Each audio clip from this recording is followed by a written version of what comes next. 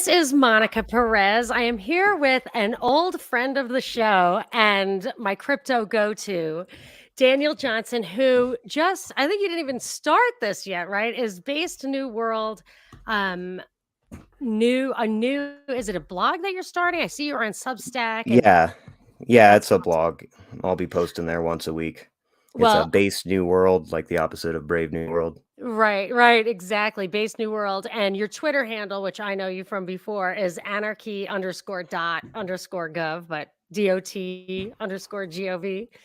And you were participated in some of the Zoom calls that we had on the Propaganda Report, gave us a little 101 on crypto. And I've always found what you've had to say about this stuff very illuminating and very easy to understand. And I know that you've been on the kind of offshoot of Propaganda Report on Union of the Unknowns. And they suggested that I have you on. And of course, I should have thought of it already. And what good timing, because I really want to get into the Silicon Valley Bank stuff. And I know you've got opinions on that. So, hello. Thank you. I think I'm just going to wind you up and let you go. Yeah, I'm really excited to be here. I'm Excellent. a long time listener, and I don't listen to many podcasts, but you and Binkley are two that I catch regularly. So, and Fantastic. That's it so did awesome. Thank happen you at so much. this is an opportune time with all the banking collapses and their links to cryptocurrency and such. So, I'm not a Yes. banking expert Yes. or a crypto expert, but I've been around crypto for a long time, and I've read my Mises. So, I Exactly. I know. I know the feeling. And I was a banker back in the day, but it's been a long time. And I know that my information is totally outdated. However, and even though I've been traveling and haven't really been following the Silicon Valley Bank thing day to day, blow by blow, I immediately thought like these guys are not they in March, as late as March, Moody's rated them highly. In February, they were ranked by Forbes as like the 20th best bank in the country, and they don't understand the basics of like hedging against interest rates. Seems like there's something fishy going on here. So, but what can you give us an overview of what happened with that bank, and feel free to interject your opinions. Okay, well, the first bank failure that happened was Silvergate last week, and Silicon Valley Bank was this week, which is a much larger one. Silvergate is one that, from what I understand, they worked with a lot of crypto projects. And I think crypto was their primary business. I'm not 100% sure about that, but I know that crypto, I kind of bailed them out. But so their failure was kind of stemming from all the crypto failures, and they had loans tied up with, a bunch of the Celsius and FTX and some of these people. And Right. so theirs was, It was an FTX. FTX was a big customer of theirs, and that's so like a yeah, like, knock-on thing. Yeah. Mhm. yeah, so that's what happened with Silvergate, and that was that's a really big deal for the crypto industry. And then a few days later, I think this happened on Friday of last week, Thursday or Friday of last week. uh, Silvergate Bank, which is a huge bank in Silicon Valley. All three of these start with an S, and gets really Signature. confusing. Yeah, The New there's York one, the Silvergate, third one was Signature, and Signature. Yeah.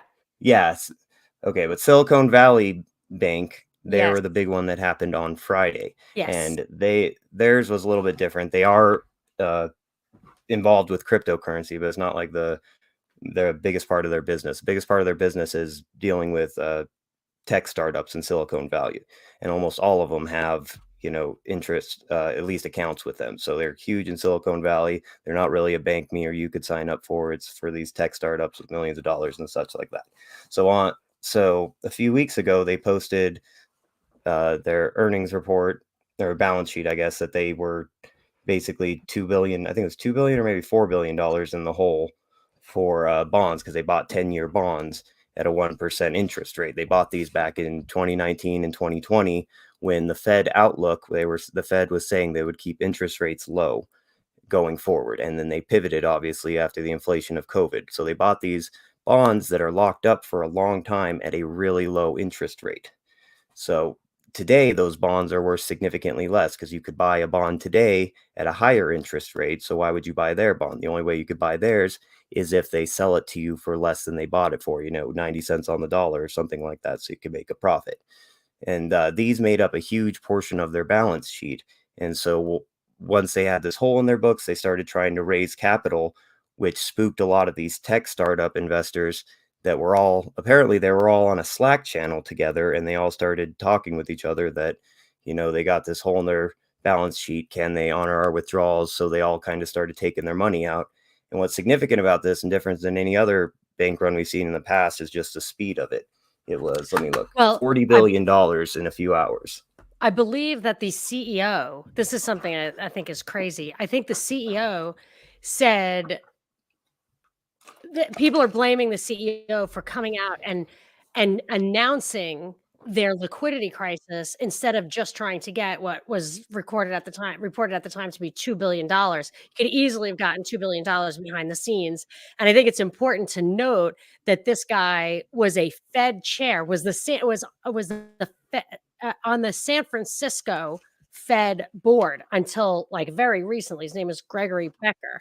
So for him to do something that stupid is pretty hard to believe, both with respect to not hedging the interest rate exposure on such a bank that was considered to be fairly conservative, and that he was a Fed chair, which would make him, I would consider, way more conservative and perhaps competent, perhaps not. But here's something like I found completely ridiculous. This was Senator Kennedy. He's like a Florida senator, not like a Kennedy. He said if the management of Silicon Valley Bank had known the difference between a banking textbook and an LL Bean catalog, Silicon Valley Bank would have never bought securities that are so sensitive to interest rates without hedging that risk. Honestly, it's banking 101. And for me, if you're saying that these people are stupid, that's just an absolute flag. Like, that guy is not stupid. And am I like some nutcase conspiracy theorist to think that there's another explanation, but then this guy is the worst qualified person to run a bank ever? You know, it's ridiculous. And I feel like there's something more to it. But on top of not hedging, he also sparked that, which was also similar to the FTX thing, where a big investor, the guy whose name is CZ, like a fake diamond, tweeted, "Oh my gosh, I'm selling everything. This thing is tanking." And it's like, no, no, no. You sell everything first, and then you make fun of the people who didn't. You don't you don't tank it before you sell. Yeah, yes, is very similar to FTX in that regard. And yes, what CZ did, it was, I don't know, it's kind of a gangster move how he handled the whole thing. Not a good thing or anything. He's just Well, but he he a lot lost of money that way. I guess if you wanna say that he assumed that he became like the big shot after FTX because it was also a competitor, I guess, but he would have done that anyway. He should have yeah, sold well, his stuff first, let it tank, and then bought it up. he did lose a lot of money, but he lost a lot of money on paper basically because he got all that for free. He got billions of, not for free. He was an early investor in FTX, and that's where he got all those FTX tokens that he started dumping. So he didn't pay. He only paid a few $1 million for something that turned into billions. But he could have And then sold them for more if he hadn't yeah, he tanked could it. have sold them for more. But since he's tanked FTX, but Yes. Binance has like 90% of the crypto volume now. Right, They but I have would just really come out say crazy. he would have had it anyway. He should have Oh sold it yeah, and said, "I just sold it," and that would have freaked everybody out. See, it would have been the exact same, but he'd have an extra $1 billion. Like, I just feel like people aren't that stupid. And when you're saying like this guy is stupid, I'm like, well, maybe he has something else up his sleeve. And I feel that way about this guy. So you're saying like people were ginning up this run on the bank, and I'm saying it was sparked from this insider. yeah. Yeah, I agree with that completely because that was a really crazy. That's not how because he's not Silicon Valley Bank isn't the only one in the having issue with these bonds right now. They bought more than most people. They had a higher percentage of their uh, assets in them, but all the banks basically right now are dealing with the same thing, and a lot of them are selling their stock and they are doing investment rounds to get more of it. But for some reason, he comes out and makes an announcement about it, and now he's put basically all of the regional banks in jeopardy because of it. Yes, and that I consider that to have like some potential implications for at least a fiduciary duty towards the people who are the customers and the owners of the bank. But I would also say, now I'd have to look at it, and I haven't looked at the finances or whatever. There there are built-in like limits to your exposure if you match the duration of your assets with the duration of your liabilities. So if he had all like short-term, everything can be called on a moment's notice kind of deposits, and all of the assets were 10-year treasuries, like that would be a pretty serious mismatch. Like they're natural hedges, because if you only had 1-year treasuries, well, then you'd only be exposed to that 1 year of interest rate. But if you have 10 years, you have to make up for 10 years of interest payments being 5 percentage points higher. And that means that your current bond price has to drop way, way, way. Whereas, you know what I'm saying? So like it feels like a lot of kind of the banking 101 comments is not wrong. It's just that it's not believable that these guys are just idiots. I feel like they're tanking this thing on purpose for a reason. Yeah, and especially if you look who's benefiting the most from this, it's the big banks that have already been built, that have a track record of being too big to fail, Yes. and all the Yes. money is pouring out of regional banks, even ones that have set way safer practices, like the ones in Wyoming that the state charters there and stuff like that. They have way safer practices, but all the money's still flowing out of their coffers and into, Wells Fargo, J.P. Morgan, and stuff. Yes, and I would say, sorry, I told you I would let you go, but you know me well enough to know that's never going to happen. So, so no, but I will say also, like this whole idea of a lot of the press is suggesting that mid-sized banks, which makes you kind of think Midwestern, middle class, middle America, it makes you think that this is a bank, as well as I think Signature and Silvergate's, like the crypto thing, but Signature's big money. The SVB is big money. I don't even know if regular people can deposit in SVB. The reason there were uninsured accounts is because it's not like you and me with a bank account, which would be insured up to $250,000. There are probably uninsured accounts, like because they are of a different nature. So these clients are really big guys. These uninsured accounts are not something that would affect like a middle class person isn't going to have probably more than $250,000 in one single cash account. And yet they're trying to cast a shadow on those kind of banks, those regional banks. And I agree with you. Or what's happening, and I think it would be intentional, is to get it into these big, highly controlled, very government connected, big banks that are too big to fail, but also too big to be independent. And you know what I mean? It becomes part of that big cabal. Yeah, our banking system is already so centralized that, the true community banks and credit unions and stuff like that almost don't even exist anymore. But at least we still got these small regional banks that you can investigate yourself and find for safer practices and stuff. But this kind of does seem like a direct attack on them, Agreed. and Okay, that's so really devastating. yeah, so you were saying that these guys all got together and kind of chatted up a run on the bank, whatever that means in this context. I don't know. Yeah, and it was really significant because they withdrew $40 billion in one day, in just a few hours, which is 1/5 of their deposits, which is, in previous generally a bank run takes like weeks and weeks and weeks. And also, generally, when there's a bank run and FDIC has to step in like they did in the 80s and stuff like that, they, uh, they give them weeks and weeks to try to raise capital and try to restructure and stuff like that. All this is happening to all of these overnight. And what Oh, And go ahead. similar to what happened that really sparked the financial crisis in '08, I believe this says that FDIC turned down an offer to purchase this right away. So there was an offer right away that some bank was just going to go in and shore it up. They won't tell us who, but they said no. And I feel like that's like they want this crisis to be like annoying and longer than necessary.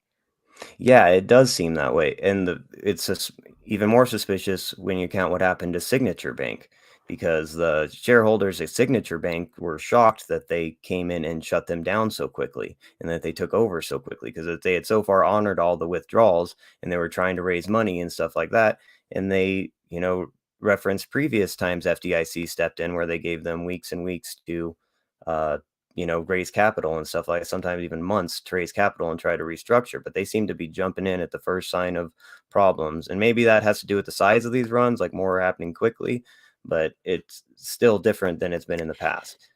And by doing that, they got to bypass normal FDIC rules. And they said now that this is creating systemic risk, which is probably because they are creating a panic, they're now going to insure even uninsured accounts. And the uninsured accounts, this is a hat tip to Byron, another listener who pointed this out, that if you have uninsured accounts, it's probably for a reason. It's probably a different kind of account that had higher interest or higher return, in which case it's not like you're necessarily going to lose everything. I'm not sure that the bank was entirely insolvent. It was just illiquid because the run was of an unexpected size. So if you don't have an insured account, it doesn't mean that it goes to zero. It just means that you have to go through the bankruptcy process and the government doesn't step in.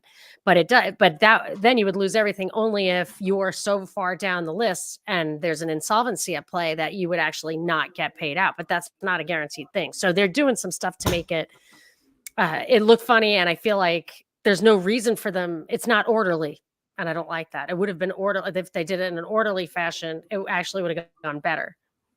Yeah, but they're just fixing it by bailing out all depositors, Which makes you know, people stop caring about how it works. Because I remember there was a time when there was $100,000 limit on FDIC insurance. Now it's $250,000, and I had that much money, and I was like, I remember my husband said, we have to make sure that we have more than one account if we're going to keep that in cash." And we made sure, we paid attention to that, because it would have been a big problem if it wasn't insured. It was like everything. But with these guys, it's not everything. And you would know you're making a decision. Yeah, there was a time when people would, research their banks and look for, a track record in them and such. But, that's basically with the FDIC insurance, basically that's all anybody looks for anymore. They see that stamp on the window and they trust the bank after that, even though in reality, how much research you do when you're buying a house, or how much research you do when you're buying a car. This is all of your money, and it is significantly more important. And most people just go deposit in whatever's giving them the highest interest rate at that moment or something like that. Right. And so, okay, so they caused the run and it was bigger than ever. And then the Signature Bank was weird because they were honoring it, and the government came in and said, stop, like put the pencil down, which also reminds me a little bit of FTX, because that's what SBF said. He was like, well, the American stuff was totally working fine. Why'd they shut it down?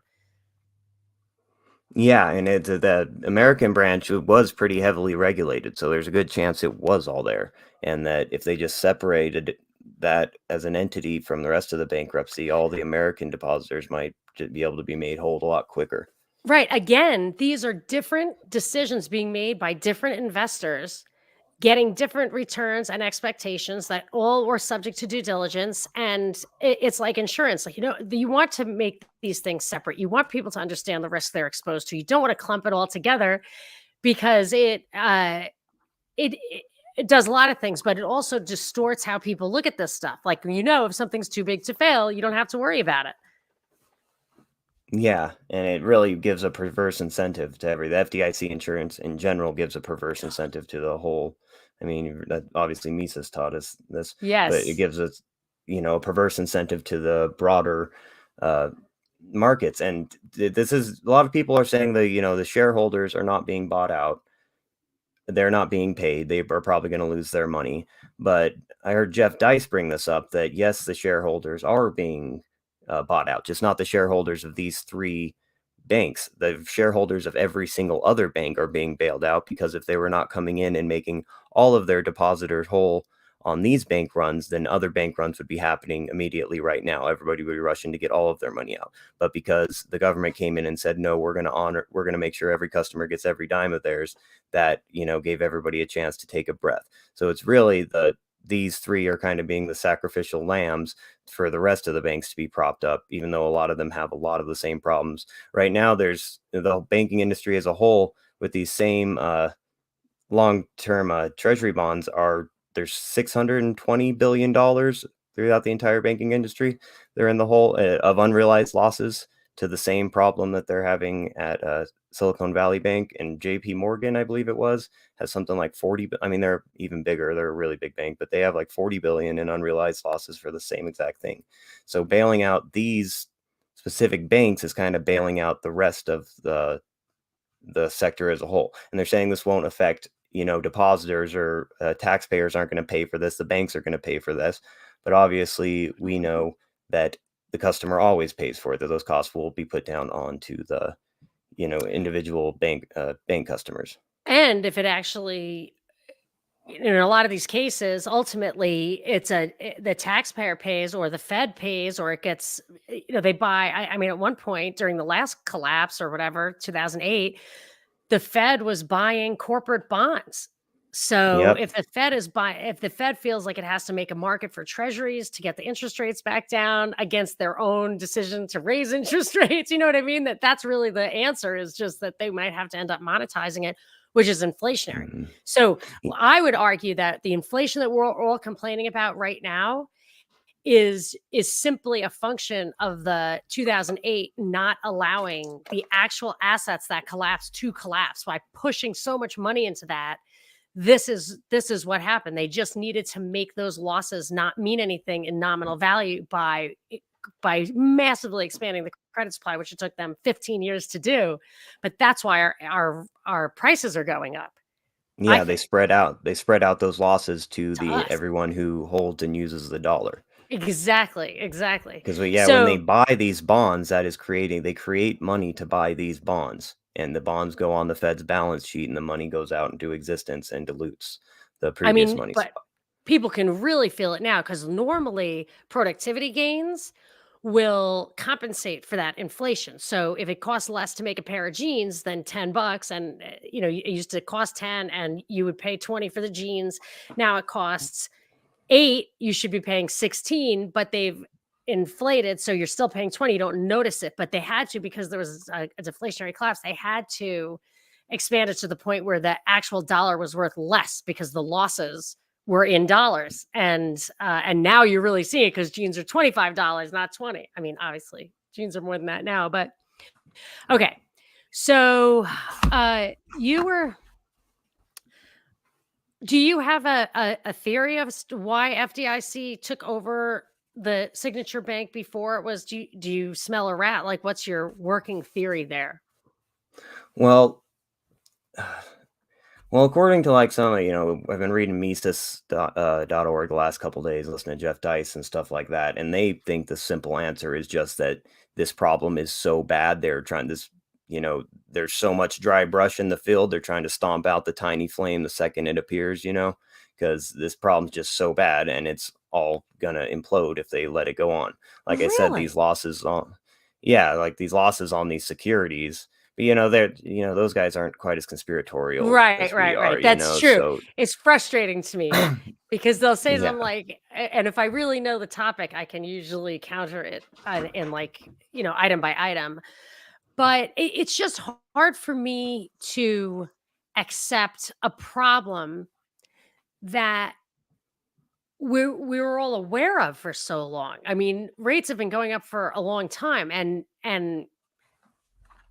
there's been a lot of signaling as to how long that will last. And yeah, okay, you can't be sure, but I think we all kind of knew that the Fed funds rate was going to go to 5%. I think that was kind of the writing on the wall. I think they said 3.5 in the beginning, but this kind of a problem should have gotten some press if it was really organic, in my opinion. Maybe it did. Yeah. Maybe I'm Yeah. just noticing it now. Yeah, they should have known that the interest rates gotta go back up eventually, and it's certainly going to in the next 10 years. I mean, Peter Schiff's been shouting it from the rooftop forever, But They even can't after keep they doing this, announced and that they were doing it, as they started to do it, 1 year ago, I wasn't awash in news stories like Powell would have stopped. If they thought it was really systemic, he would have just let inflation happen. Like, inflation is not as important Mhm. as bank runs, and I feel like the bankers know they could see this coming, and either they don't care because it's a moral hazard of being completely insured, or Yeah. what. But it just seems to me like it didn't come out of nowhere, and they're acting like it did. Well, I'm sure to the majority of bankers and smaller regional banks, it is just, a problem of them not understanding and them having perverse incentives that the government involvement creates. But I don't think that some of these higher ups, like in at Silicon Valley Bank and stuff like that, are that dumb to make mistakes this badly, especially in announcing it last week and making it public so everybody, the run continued on the bank. Yeah. So, and it seems like an attack on Well, if you listen to Signature Bank, Barney Frank was saying that, he's calling it an attack on crypto. He's a shareholder on the board at Signature Bank. And he's saying he thinks they're acting so quickly and stuff like this to attack crypto, because it also had a significant effect on crypto because it depegged the stablecoin, Circle stablecoin USDC. I don't Okay, know if you what saw does that that. all mean? What does that mean? Okay, so it's a stable. Okay, so a stable. There's a company called Circle. They're just a privatized company, and they released a stable coin that's supposed to hold the value to the dollar 1 to 1. It's supposed to always be worth $1, but it's on a blockchain, so you can trade with it on uh, exchanges and on DeFi, decentralized finance protocols and stuff like that. And they basically, the way they work is you give them dollars, and they work just like a bank. You give them dollars, they use those dollars to buy treasuries and bonds or whatever. They spread them out. A lot of them hold crypto too for it. And Circle is one of these companies that did this. They came out with a stable coin called USDC. And since Circle launched this stable coin, they've been really open with their books about where they keep their money and how much of it they have and stuff like that, with like the specific instruments they're invested in and everything. And they held $3 billion at Silicon Valley Bank, which is $3 billion out of $40 billion. So when the bank run started happening on Silicon Valley Bank, this was happening in Silicon Valley. It's got lots of crypto guys up there and stuff like that. Everybody knew the relationship that Circle had to Silicon Valley Bank, and people started dumping their USDC stablecoins. US dollar coin is what it stands for, USDC stablecoin, and it depegged from the dollar. Because theoretically, certain customers always, me and you can't go and buy USDC from Circle directly. Me and you could go on an exchange and buy it. But in order to buy from them directly, you got to be like an institution and fill out an application and stuff like this. But Circle promises that people who redeem them with them will always get $1 in return for their stablecoin. But on the secondary markets where me and you have access to it, it's just traded like any other asset or commodity. It can go up as whatever people want to pay for it. And it lost its peg for a half a day there, went all the way down to 85 cents. And people were pouring money out of it and into Tether, which is the largest stablecoin, USDT. Hold on. How does it? No, yes, okay. How does it maintain its peg? How does it maintain its peg? Through hedging with other currencies, with just having a dollar for every coin it issues? Do you know? Is that too technical a question? Well, it maintains its peg because the company Circle is always willing to redeem them for $1. The Well, problem but is me how and can you it have don't a have bottomless? It has bottomless resources. It Who doesn't. owns it? No, it's the same way that the same way a bank does. They can't, if there is a bank run, they cannot honor them all, and that's in the terms of service when you use it and stuff like that. So it's exactly like a bank. You deposit money, they buy bonds and investments with it, and give you the stable coin. Except with these, they don't have to give you any interest on it because that's not part of the deal. But the problem is me and you cannot go and buy that. You have to be an institution, or there's like a big application process to go and do that. Me and you only have access to the secondary market, and it holds its peg on those secondary markets just because exchanges and stuff like that are buying up, they're getting their trading fees and that and stuff like that. And they're trading against their customers, and they're getting, lots of those USDCs that they are trading in for $1 with Circle. But that is the exchanges themselves, not me and you. Does that make Okay, sense? So the it Circle does. promises them. Oh, go ahead. Yeah, my problem is that even like this is like an age-old problem. It's impossible even for a country to maintain a peg to the dollar or to any other country. Like the the amount of exposure in an open market, but you're saying so the amount of exposure in an open market is more than any even a country could bear. But you're saying it's not an open market. However, so did Circle close the exchange when it went down to 85? Like completely eliminate it from being traded? No, it did not stop it from being traded, but it did stop honoring withdrawals for just a short period of time. They were back Right. up pretty Okay. quickly. But Okay. that Got me and you, like I said, me and you can't go withdraw from them. Only, people who have accounts with them that filled out the application, have significant money, can go withdraw from them. Me and you can only get it on the exchanges or DeFi platforms. So it okay. really I acts mean, I just got to like a get my credit mind from a around it bank. because Like to me, I mean, just seems like it would be hard to maintain a peg like that. It just you really have to control the volume, I would think. Yeah. Well, yeah, and there's lots of shenanigans that goes on behind the scenes, especially with Tether. Circle USDC is the smaller of the two big uh, stable coins. Tether is the behemoth of the industry, and there Okay. is loads and loads of shenanigans that go on behind that they do print, just print tethers and stuff like that and manipulate it like that. But it's All right. I want to mostly hear keeps that its now. peg based on faith, Hold based on on. faith of the Okay. people buying it. Interesting. Let me just answer Stella's question, and maybe you can to also augment that. Stella says, "Who is behind Circle?" And I'm just reading off Wikipedia. Circle is a peer-to-peer payments technology company that manages the popular stablecoin USDC, a cryptocurrency the value of which is pegged to the US dollar. It was founded by Jeremy Allaire and Sean Neville in October 2013. Circle is headquartered in Boston, Massachusetts, and USDC is currently valued at $44 billion. I don't know how current that is.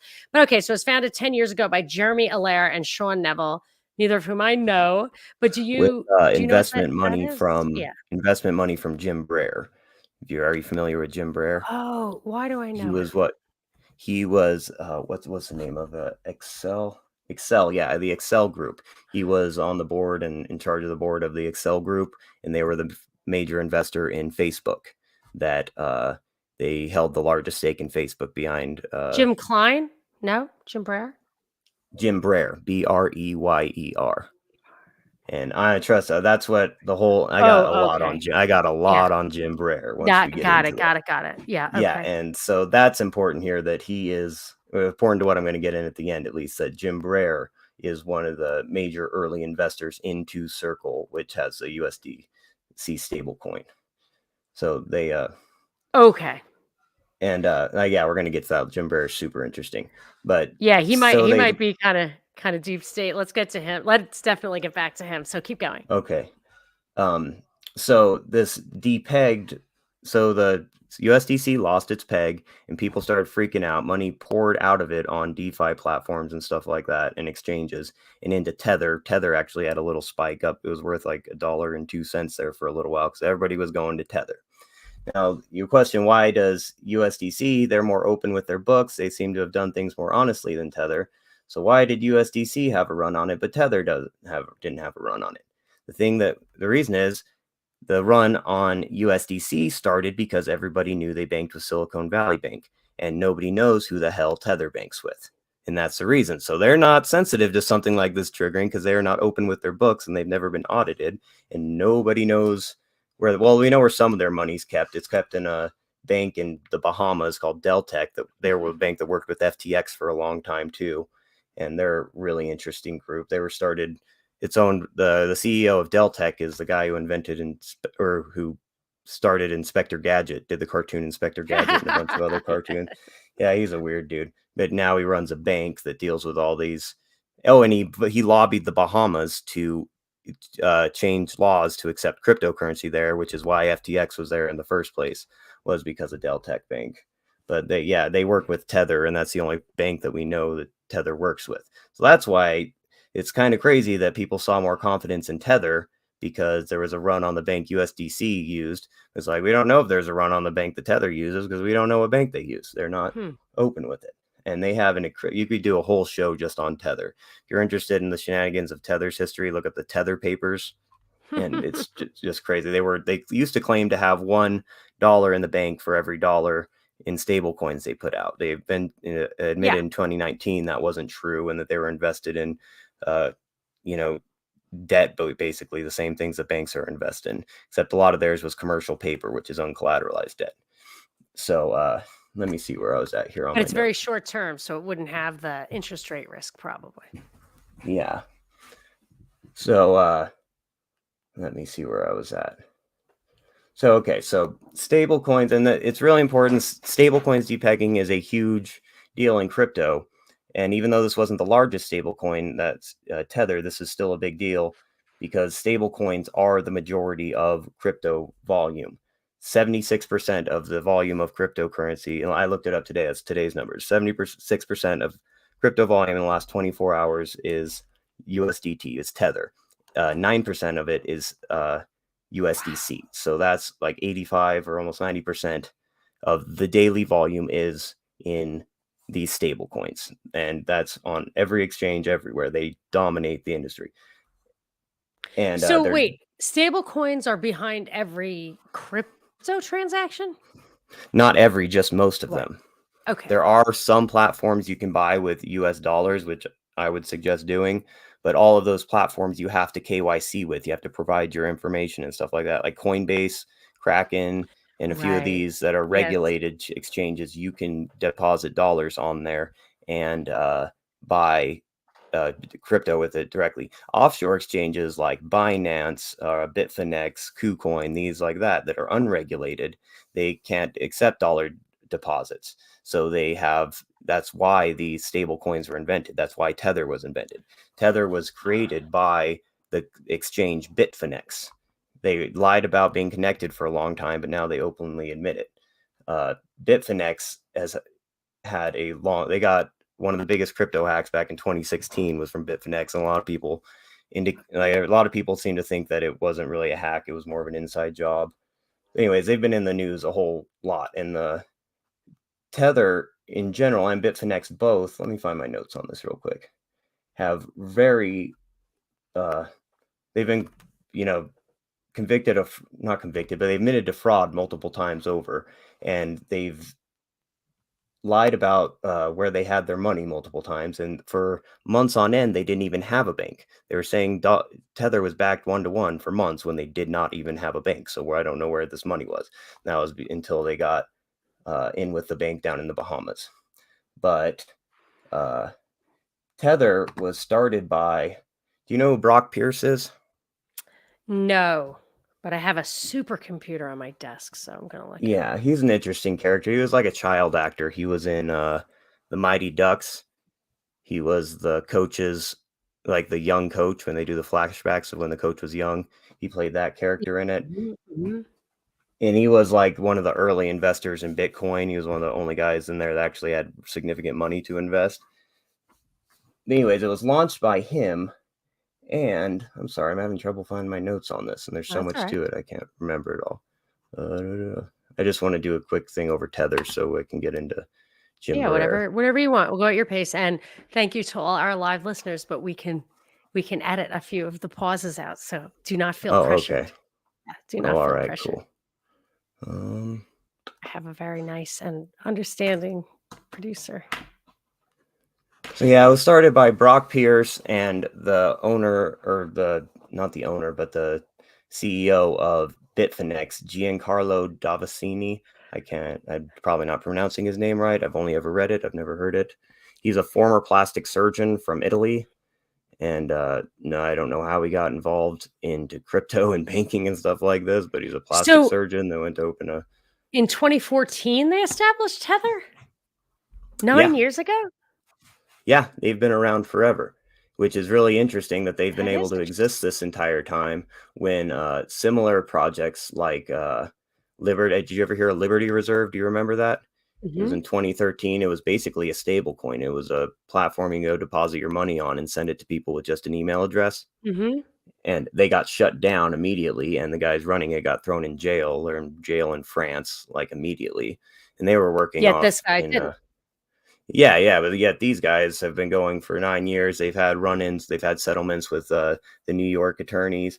That's when they had to admit that they weren't actually backed 1-to-1, and they admitted that they bought bonds and securities and this other stuff. They've never proved it. Who knows how much money they actually have? And they print and destroy Tether like on a daily basis. Some days they'll print billions of dollars in Tether. And they say it's because someone sent them $1 billion, so that's why they're printing it. But you don't see the other side of the transaction, and it makes it incredibly easy to manipulate.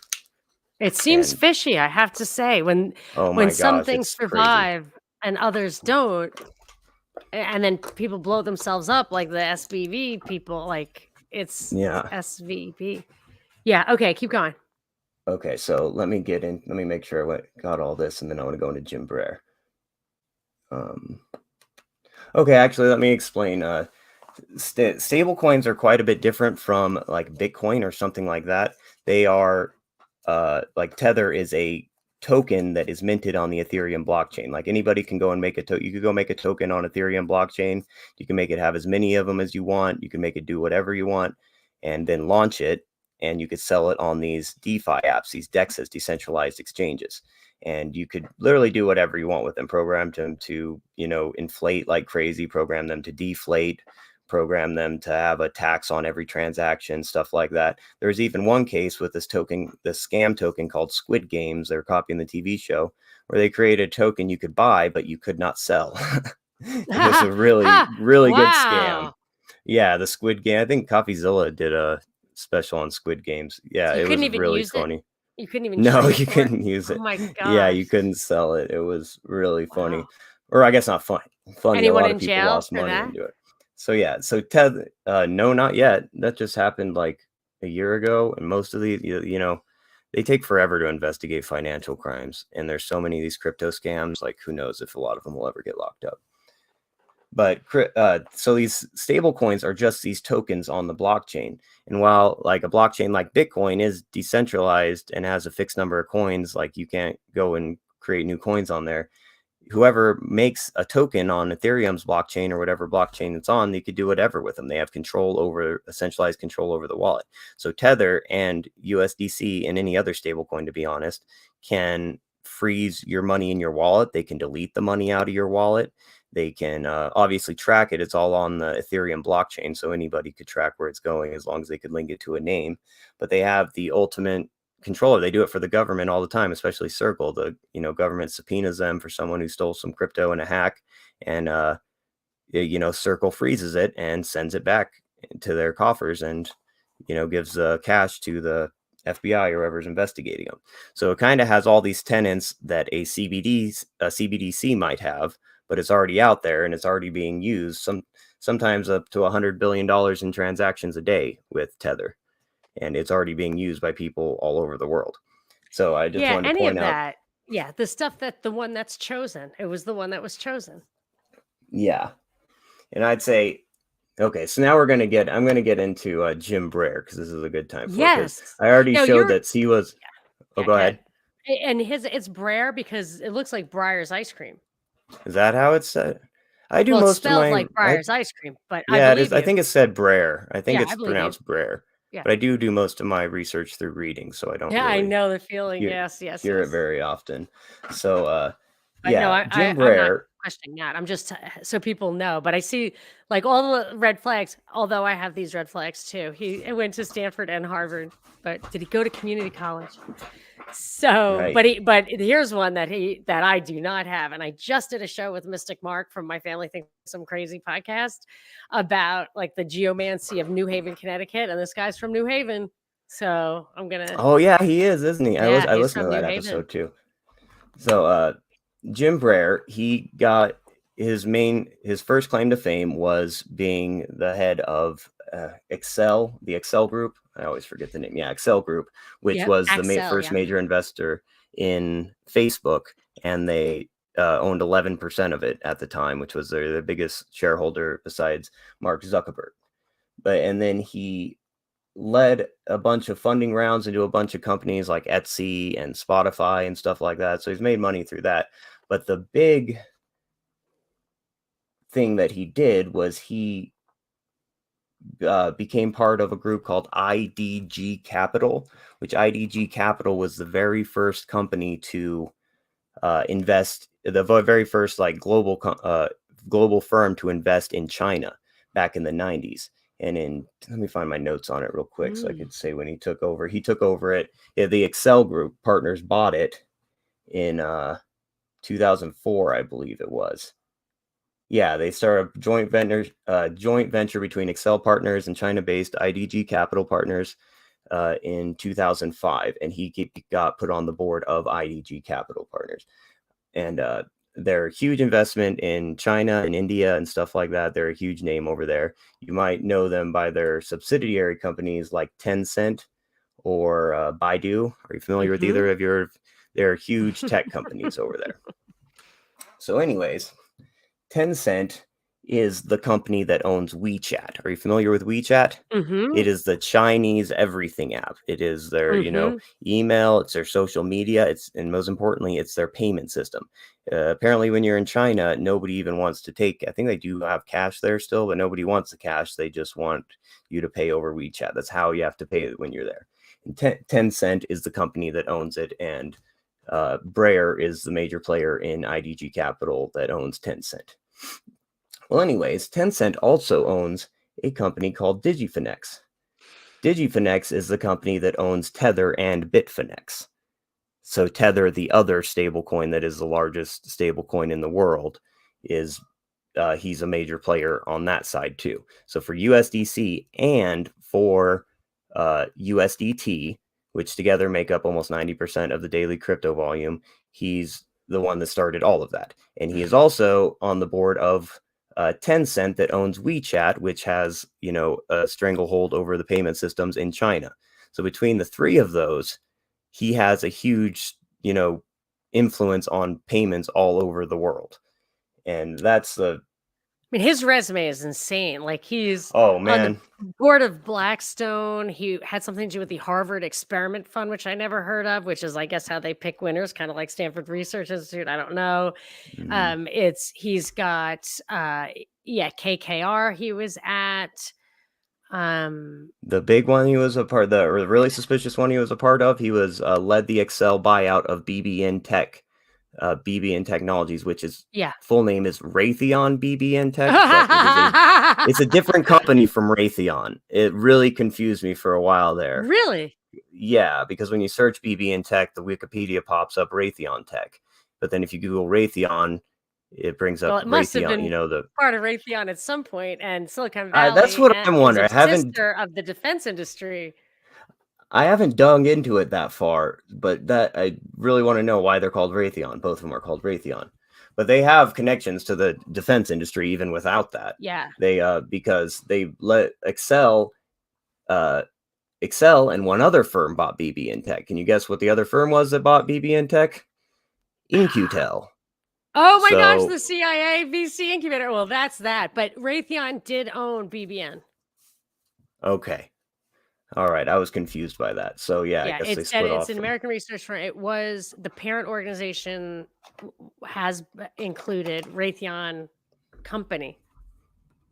I don't know why it's in Cambridge, but Yeah. oh wait, I mean, maybe it's not right. Yeah, it says Raytheon was a major U.S. defense contractor and industrial corporation with manufacturing and weapons and military. It was previously involved in corporate special missions in 2007. I guess then it became Raytheon Technologies, but it's in Waltham, Massachusetts. Wow, I was there not too long ago. Well, yes. So Yeah. the tech and defense, in my opinion, are where I think it's pretty well established. Mother daughter industries. And these research institutes at Stanford, and I guess I didn't even know Raytheon was in Massachusetts. I thought all of the defense industry was in Southern California, and all the tech was in Northern California, basically in its origins. But it looks like this was it says Harvard all over it, but I'm guessing MIT was around there somewhere, and that it's all that's probably why, something to do with MIT being nearby. because it's in Cambridge. MIT is in Cambridge. Yeah. So yeah, his firm that he was in charge of went with In-Q-Tel, bought BBN Tech, and they might still own it. I don't have that in my notes. So I'm just curious, what was BBN Tech or whatever it's called up to? It's like, why would In-Q-Tel care about it? They did like communication stuff. They bought them, In-Q-Tel and Excel or X, I don't know how to pronounce whatever. Excel, they bought it from Verizon, is who owned it before them. Verizon owned it for like 4 years. Okay. But they're like a research. It started as a joint venture between professors at MIT. Okay, yeah. So that's why it was in Massachusetts. So yeah, he has, I think he might be on the board of BBN still. But yeah, that's a direct link, the company he owns with the CIA. This is the guy that started, the stable coins we use every day. And interesting. Oh, what was the other? Oh yeah, and he's also married to his wife's name is Angela Cho, and that's Mitch McConnell's wife's sister. Oh Yeah. my gosh. Like, you cannot make this stuff up. Yeah, and if you Google Seriously. her name, Harvard has Synthetic a biology. They're into synthetic Oh, biology. yeah, that's what a bunch of Yeah. their other yeah, and, AI too, and some of his other Quantum investments are heavily in information. Fangool. Advanced Yeah, he's speech just into recognition. everything that's scary, basically, he's What's invested in. cognitive radio spectrum? It's a DARPA Cognitive program. Ouch. I don't know. Sounds like This they're is messing with your fun. I just brain, want to though. read Wikipedia I want us to read like all this deep Oh, man. history, bro. It's just right there. And it just cracks me up Right? that it's all Oh, there in you'd love Wikipedia. the work. Oh, I guess it I was a good time to shout out Money Today Show, because I got a lot of this information from him. He's got a very it says I don't even know his first name, but Yeah, his that's fine. channel is called How do we find him? Money Yeah. Today Show, and he has a small channel, and he's dug into all of this stuff like crazy. This is just like a tiny percentage of his work. He digs into individual crypto projects and finds crazy connections between like So the should I have Ethereum him found. on? Should Yeah, I you invite him definitely on the should. show? Okay. I'll Yeah, tell talk him. to him and see if he'll Sure. come on. He's the only person I see talking about, and a lot of the stuff I just wouldn't know about if it wasn't him.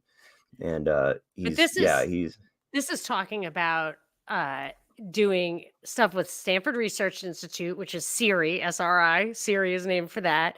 mm, UCLA, it talks about ARPANET interface message processors. This is all that BBN thing.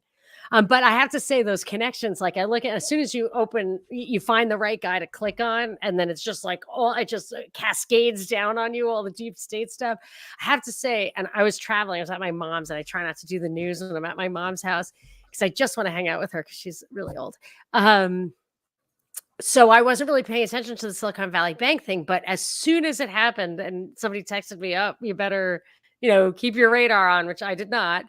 The first thing I thought is I absolutely have to Google SVB and Sequoia Capital because Sequoia Capital is the one that was behind FTX. The reason people thought it was legit is because those guys said they did due diligence. I'm like, well, I actually think that they might get tax write-offs that are worth more than the investment they put into FTX. Like, I'm not even sure they're going to lose money, but the first thing I saw when I looked up on Wikipedia Silicon Valley Bank was that a major client or new, one of the first investors, whatever, the first actual proper name that was mentioned of their VC clients was Sequoia Capital.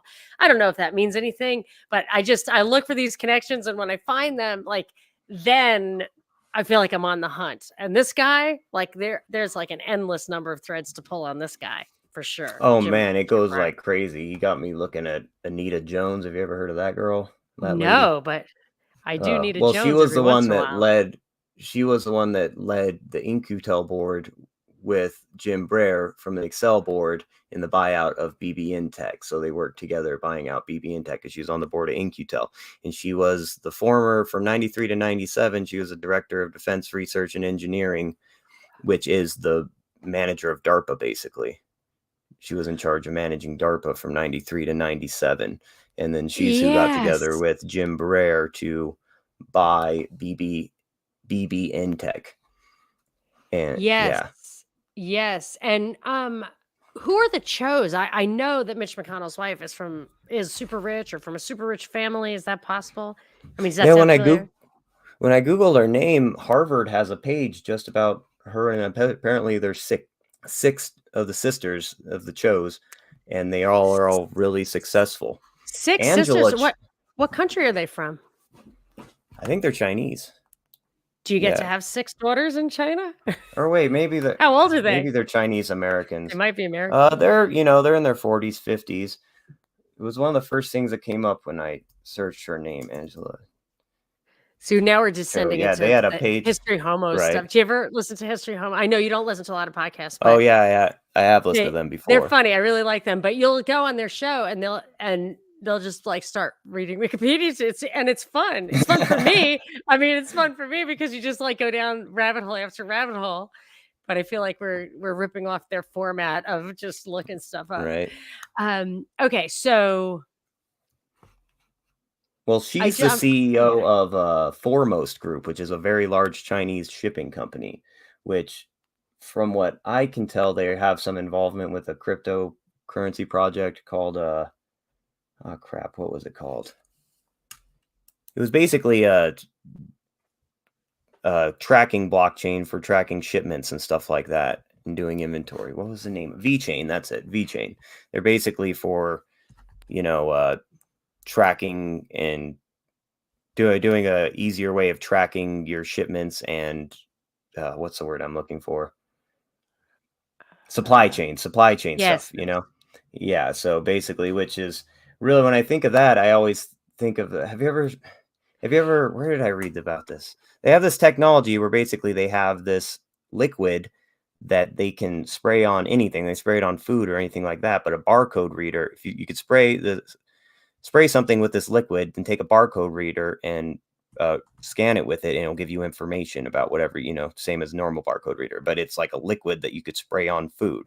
So basically, you could spray it on a bunch of wheat, and then when it gets to where it's going in the, South America, wherever it's going, they can scan it with a barcode reader and see the supply chain of where it came from and where it's going and when it was picked and all that kind of stuff, which is really Is creepy. that yes, that's a they spray that on? I remember Ice Age Farmer talking about that. I wanna talk to Yes, that it aliens was about Ice that. Age Farmer. Yes, Yeah, it was him. That's who it was.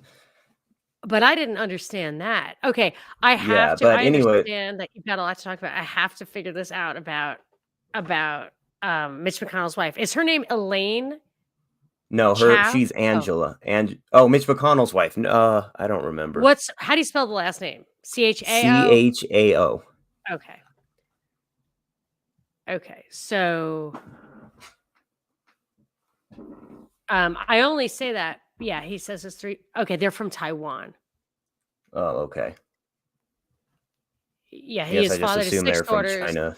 Among them is Elaine Chao, only because 6 daughters in China, like, there has to be Right? You're something right. I going should have on thought of there. that. Anybody my age or whatever. Okay, so okay, she was born in 1953, so that's not my age. Never mind. Okay, coulda worked, but anyway, I think she was born in Taiwan in any case. Yeah, Taipei. Okay, so keep going. Where are we? um, We were down the rabbit hole with Jim Breyer, and I just fell into another rabbit hole. So you gotta pull me yeah. back out. Okay, no, I do the same. I'm having a good time. I think we're doing fine. Uh, So, the major point I was trying to make is this one character, Jim Breyer, which, was a major player in launching Facebook besides Mark Zuckerberg, is basically where creation of the two largest stable coins and the WeChat app, which dominates Asia for transactions, has a huge amount of, influence over the world's transactions in one person's hands. Especially if, we have problems with our dollar or our SWIFT system that people like Russia are leaving. A lot of people are complaining about SWIFT as not being, efficient enough. And that's what's bringing the calls for CBDCs, a central bank digital currency. And a yes, lot of people yes. Okay, we got to bring this in. Yeah. So a lot of people, when they are, there's been a lot of talk about CBDCs lately, and most people are imagining the Fed, basically, instead of printing money or increasing its balance sheet and printing money to buy stuff with it to send money into circulation, they'll just take complete control of the money and get rid of the banks and have a central bank digital currency that they have ultimate control of the supply. They could freeze it in people's accounts. The people at the World Economic Forum have talked about how great it would be because they could put a tax on it that would make it worth less and less every day that you don't spend it, so they could stimulate people to go out shopping and stuff like that. Just complete control over it. And people imagine Yeah. this going to the Fed, which is a good possibility. I'm not saying that's not possible, but I think another possibility that a lot of people aren't talking about is maybe they let private companies do it. Because they are going to get a lot of backlash from the right. Fox News is already bashing CBDCs and stuff like that. So they're going to get a big outcry from the right about this much centralized power going to, the Fed. So, well, what if they allow private institutions to do it? Something like Circle or Tether that are already doing it, which they already have influence over those. They can tell them to freeze funds whenever they want to, and they could tell them to program whatever changes they want into the code. 'Cause they could Tether and Circle could change the code for their stable coins anytime they want, and they do all the time. They could change it to anything, and they already have a centralized control over there. So they could do this just by promoting the use of stable coins and digital assets and stuff like that without actually having to go and pass a law forcing people to switch over to CBDCs. They could just, you know, incentivize people to use stable coins, even if they're not doing it directly, and even if they got people like Elizabeth Warren screeching against it, that So how terrible it is and stuff. how are they promoting this exactly? Oh, Like I'm not necessarily saying they're promoting it, but they certainly haven't stopped it yet. When they've no, oh, stopped seeing the definitely. There's something, I mean, definitely. Same thing with Uber. I was like, you stop gypsy cabs in New York all the time. Like, just call them yeah. and charge them $1,000, like they were doing with gypsy cabs. There's just absolutely no way. Or like some people were shut down when they were when Tether was invented, and Tether was not. So obviously, it's being allowed, and they continue with all this dispute or whatever, but they continue to roll out banks facilitating investment in and transactions in crypto. Big banks don't do stuff like that unless they know it's coming. I mean, it's coming. It's not, they're not stopping it. They're definitely preparing to regulate it and all of that. Uh yes, but I just wonder, I guess I just don't have 100% grasp on the stablecoin thing. Would they even have to promote it directly? Or are you saying people can use whatever crypto they want, and that perforce encourages stablecoin because stablecoin is behind a lot of that? And And it would well, be just Tether now, basically. either one, yeah. If the more people buy Bitcoin, they're generally using Tether to buy it. So at least going through there as an intermediary. But in a lot of countries, a lot of third world countries, they're just buying and selling goods in Tether because it's dirt cheap to send and stuff like that, and to use, and it holds its peg. Cryptocurrencies like Bitcoin and Monero and the other ones are so volatile, it's almost impossible to use them as a currency for a business to make plans. And Absolutely. And expensive. Transaction fees sometimes pop up. yeah, for Bitcoin, it can be expensive. Other ones Bitcoin. are cheaper, So but it's just too volatile to use as a currency at the moment. JC wanted to know your opinion on proof of work privacy coins like Monero and Pirate Change and Dero. Dero? Darrow, yeah. Dero. Yeah, I I'm a mean, fan of proof. I Oh, know go you like ahead. Pirate. Look at that. Oh, yeah, What's I'm your take? definitely a fan of, I think proof of work is, I mean, I don't want to say superior, I want to say different. I think proof of work is more secure and more decentralized than proof of stake, and I think it's objectively more decentralized than proof of stake. And I don't know if the difference between proof of work and a proof of work coin is like Bitcoin, where anybody can go and buy mining equipment or modify a computer to Mhm. mine Bitcoin to basically contribute to the network, solving the algorithm, creating new Bitcoins. Anybody can go grab a computer and do that. With proof of stake, what happens is everybody who owns the coin, uh, well, there's different versions of proof of stake, but for the most part, anybody who owns a coin goes and does what's called staking their coin with what is called a validator. A validator is a miner. That they're basically the same thing. It's just with proof of work, anyone could go and be a miner. With proof of stake, whoever gets the most staked coins or the most votes, basically, you get to vote on who you think should be the validator. Whoever gets the most votes gets to validate the transactions and gets the reward for doing so. They get part of the reward, and the other part goes to the people who are staking the coins. That's why they call it staking. You stake it with somebody and you earn interest on it, which are the new coins coming into circulation. So, but I think that's a centralizing control because somebody can just go up and buy millions of dollars worth of the coin, go and stake it with themselves, and then become the only person.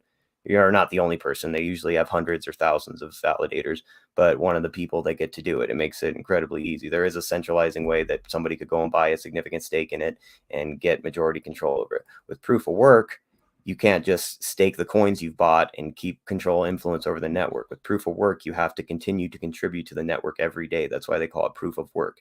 You still have to contribute your knowledge in running a mining farm and maintain your equipment and use up all the energy every single day to get the network going to earn But your reward. And that's why I think it's more why? decentralized.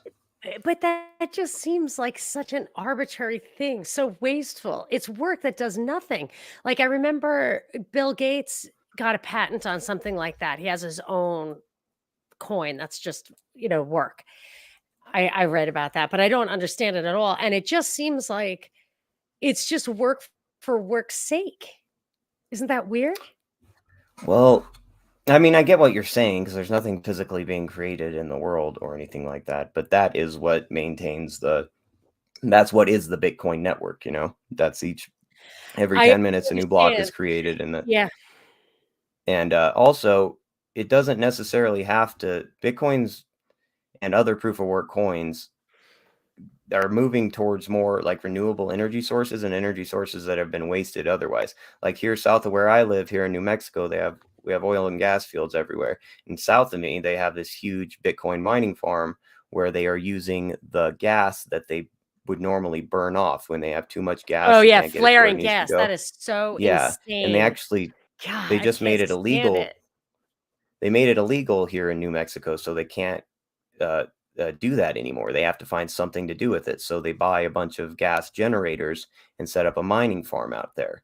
And if they don't have any extra gas, they just turn off the miners, and it's not a problem. So I see, like, I do get the waste of energy and stuff like that, but it's moving towards solutions like that, and like hydro plants that have wasted energy, they just use it. So the thing you can do with Bitcoin is just put it in all these places where you have wasted energy we can't do anything with or have batteries to store, and then use it to maintain this network.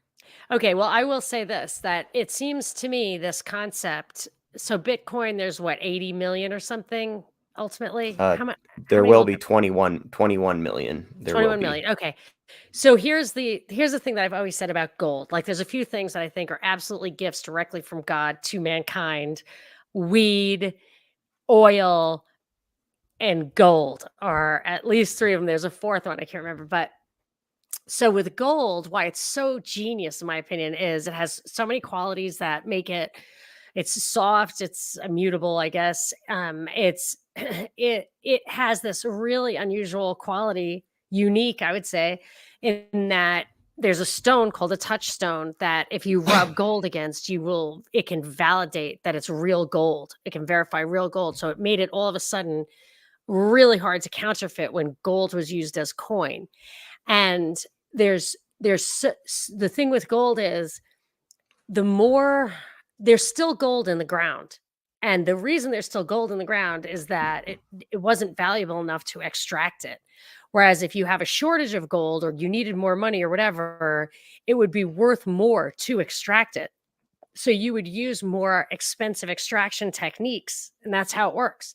So for me, that felt like gold gold has the supply that is needed in a world based on productivity and actual production. And it's just interesting because that is something cool about gold, and I would be surprised if that isn't what inspired the Bitcoin system. Oh, it definitely did. If you read Satoshi's, right, like we have lots of stuff, writings from Satoshi in his old Bitcoin talk forums and stuff like that, and emails between a lot of people. And yeah, he was heavily inspired by gold and Austrian economics. He quotes Hayek and Oh, several no other way. economists. Oh yeah, Satoshi. Yeah, he quoted Hayek. He, they, whoever it was. He quoted Hayek and several other people. I don't think he quoted Rothbard, but I don't remember off the top of my head. But But yeah, he don't you quoted think several. He was very much an Austrian economist. but isn't crypto like a plot? A gateway to a cashless society, a stepping stone to the cashless society? I don't know. It might be. If you had No, asked me a few I'm years not trying ago, to I'm not trying to deflate you because I do think it works. I mean, it works well. yeah, I yeah, mean, it's not bad that the Rolling Stones are probably an no, inside job and it wouldn't work if they yeah. weren't good. Well, I'm not one of these like super Bitcoin maximalists that think, Yeah. talk about Bitcoin like it's a religion or something like that. And I think it's really negative to do so. These people like Michael Saylor and stuff that are turning it into a cult. But it's a really cool tool, and it's a competition for the dollar on digital payments. It's a really cool experiment, I should say. But I'm not one of these people who are saying, oh, Bitcoin's inevitable. It's gonna be worth $1 million someday. It's definitely not inevitable. We still have lots of work to it, and there's just so much more to it than I understood back when I first got into it. Like, it's not just inherently decentralized, I guess. It's decentralized right now, but it doesn't always have to be that Oh, way. really? Like, well, yeah, it's just computer code, and people who, you know, whoever is running the Some majority people of the. say it's impossible to ever change that, and you're saying it isn't. Oh no, to change. Oh no, they could change the amount of Bitcoin. And I mean, I don't think it's going to happen, and it would be really difficult to.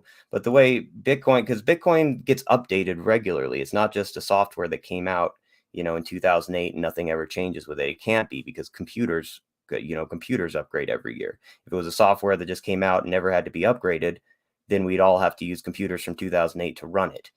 But it needs to be updated. So there's a group called Bitcoin Core. They've been around since the beginning, and they write the majority of the code for Bitcoin and do the updates on it. They do small updates regularly that are, just bug fixes or updating it for newer devices and stuff like that. But then every once in a while, they do really big updates called hard forks, where it basically changes something significant about the protocol.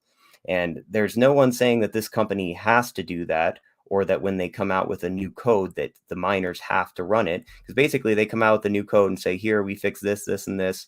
All the miners go and look at it, and they look at it and make sure it all checks out. Then the miners choose to run it. And if they don't choose to run it, they could just keep running the old one, and it would continue that way. And someone else could write some software, and anyone could write software and present it to do this.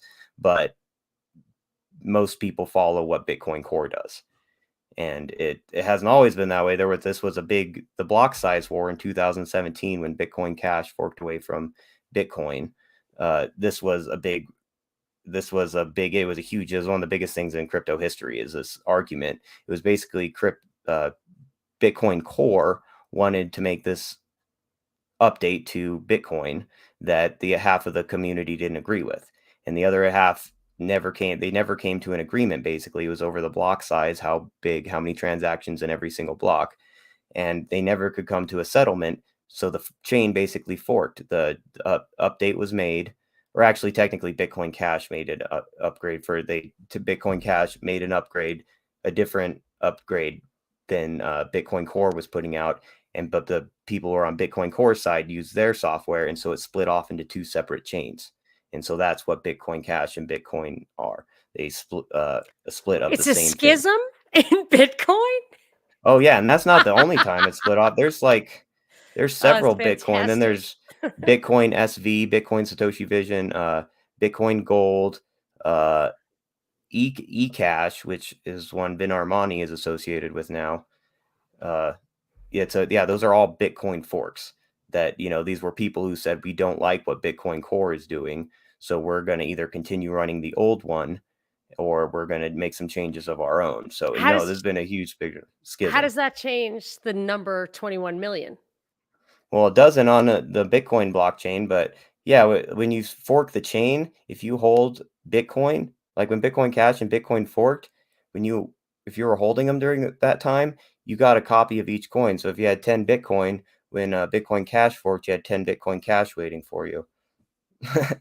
Which a lot of people don't understand when you say, oh, and the number 21 million can never be increased or Wait, whatever. It's like, well, say it that can't be again, Matt? increased, but it can be copied. If you held 10 Bitcoin on the day of the Bitcoin Cash fork, Right. you would still have your 10 Bitcoin on Yeah. that Bitcoin blockchain, but you would have 10 of the new chain, Bitcoin Cash, on the new chain. So every single person who owned Bitcoin on that day doubled their holdings. They had a Bitcoin then and they had Bitcoin Cash if they chose to pursue it. Yes, but Bitcoin Cash wasn't worth near as much as Bitcoin, so it wasn't like double their money. But yeah, it was basically like free money Right. the So day it forked. And somebody then created Bitcoin Cash and somehow it included every bit of information about existing Bitcoin to that moment. and it Yes, reproduced that. they share a blockchain up to a certain point. It's like a river that forked off. Oh, So all right. This is yeah. where I no longer understand it. Yeah, so they have a I copy. They don't basically understand it just made anymore. a Do not anybody understand can the take blockchain. you could take a copy of Bitcoin, you could just copy the code for Bitcoin, change a couple numbers of it on it, and then relaunch it again and call it whatever you want. And it would be exactly like Bitcoin. Like technically on that one Bitcoin blockchain that everybody recognizes as the Bitcoin blockchain, you can't create more on there, but you can make a copy of it and launch it and have, which is what they've done, which a lot of people don't understand when they first get into Bitcoin. Oh, I Yeah, and the understand reason now. Bitcoin, BTC Bitcoin is the real Bitcoin is because the majority of people who are in crypto say it is. Basically, if you Okay, ask so I'm just Bitcoin, gonna oh, I, go I ahead. have to read you the first sentence off of the wiki article for blockchain, and it explains it. A blockchain is a distributed ledger with growing lists of records or blocks that are securely linked together via cryptographic hashes. Each block contains a cryptographic hash of the previous block, a timestamp, and transaction data, generally represented as a Merkle tree, where data nodes are represented by leaves. The timestamp proves that the transaction data existed when the block was created. Since each block contains information about the previous block, they effectively form a chain with each additional block linking to the ones before it. So you're saying when they went to Bitcoin Cash, they took up until so everybody who had Bitcoin at that moment, like what are so you have Bitcoin, you have one Bitcoin and I have one Bitcoin. If we put we can you look at the number that your Bitcoin is like you own a specific one, right? Yes, yeah, Okay, so you it's own one and I own one. And if we and can you look at the chain, what it looks like, the numbers and letters in your chain? yeah, yeah. If you have your wallet address, you just go put in a block explorer, just like Google, and enter it. Just hit enter, and it'll bring up all the Okay. transaction history of that one. So what's the difference between yours and mine? Like when you put those numbers together, those little that identifier together, the first couple are the first couple of the first integer is for sure identical, right? That's the Uh, Satoshi wrote that, right? The yeah. first one for or not. Or a new one is created in the first like if you had the first Bitcoin ever created and I had the most recent one mined, would our numbers share anything together?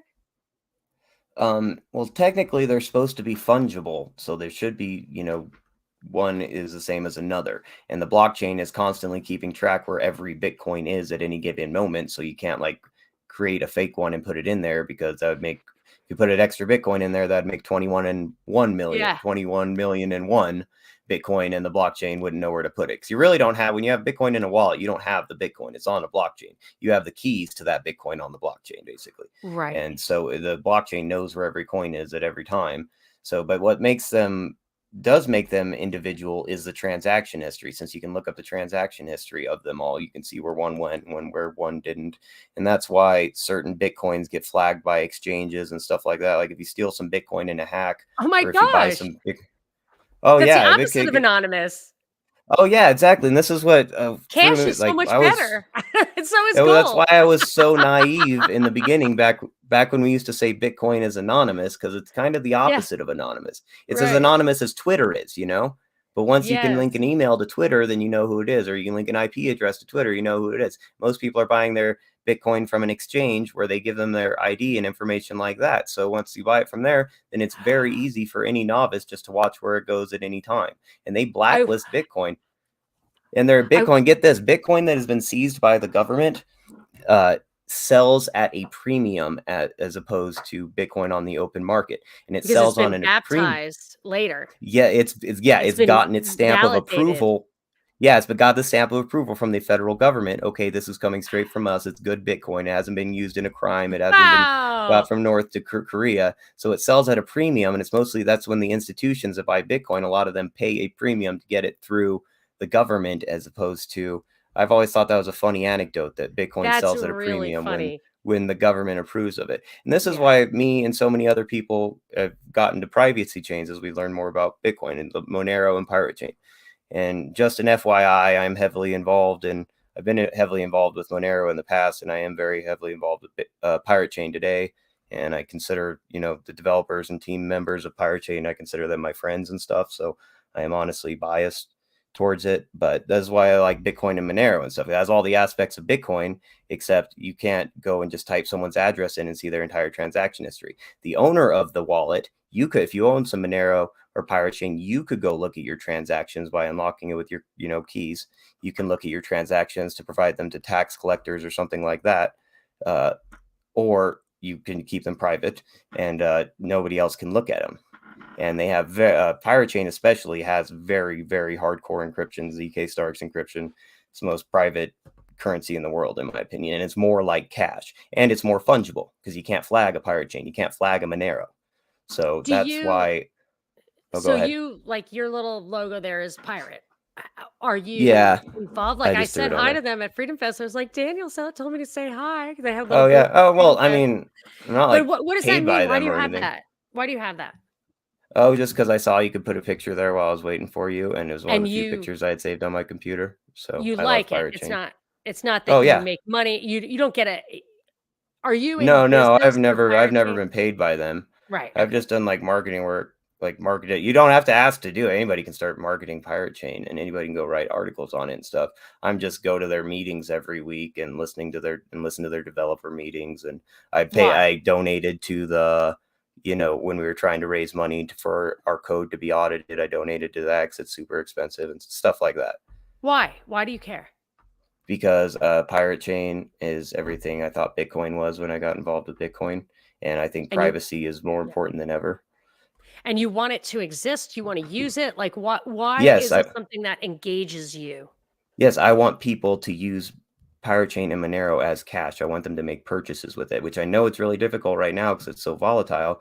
That's the only way we're going to get it to stop being volatile is right now the primary use of cryptocurrencies is speculation. That's where the vast majority of volume comes from, is speculation. We are never going to balance out, make it less volatile if isn't used for something, if it's not used for investments, if it's not used for long-term plans and stuff like that. In the beginning, on how we start that, how we make that happen is by using it for our small purchases.